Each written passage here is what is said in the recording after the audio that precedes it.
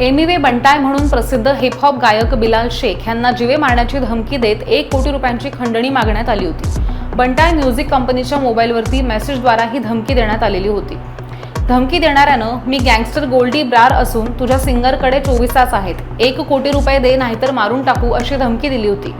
Tribute to Sidhu Moosewala हे गाणं प्रसिद्ध केल्यानंतर ही धमकी आल्यानं प्रकरणाला गंभीर स्वरूप आलेलं होतं। या प्रकरणी पोलिसांनी धमकी देणाऱ्या इसमाचा मोबाईल ट्रेस केला आणि त्याला आसाममधनं अटक केली आहे। अरुण कुमार असे ह्या आरोपीचं नाव आहे आणि तो बीकॉम प्रथम वर्षाचा विद्यार्थी आहे। आरोपीला कोर्टात हजर केलं तेव्हा त्याला 5 तारखेपर्यंत पोलीस कोठडी सुनावण्यात आली आहे आणि त्यानं नेमकी ही धमकी का आणि कुणाच्या सांगण्यावरनं दिली आहे ह्याचा सुद्धा अधिक तपास सध्या पोलीस करतायत।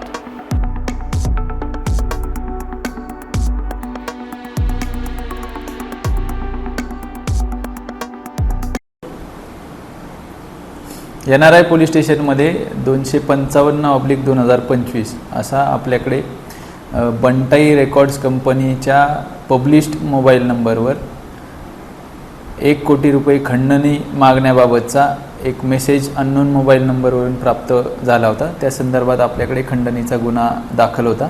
या गुन्ह्याच्या तपासाच्या अनुषंगाने या मोबाईल नंबर बाबतीत डिटेल्स प्राप्त केले असता त्या संदर्भात NRI police स्टेशनची DBची team API Dhage आणि त्यांची टीम आपण आसामला रवाना केली होती आणि जिल्हा सोनितपूर येथून आपण या मोबाईल संदर्भातल्या एका आरोपीला पकडलं। त्याच्याकडे चौकशी केली असता त्यानेच तो मेसेज केल्याची कबुली दिली आणि तिथून आपण त्या आरोपीला इकडे ट्रान्झिट वॉरंटवर आणून कोर्टामध्ये प्रोड्यूस केलं असता त्याला 5 तारखेपर्यंतची आपल्याला PC मिळालेली आहे।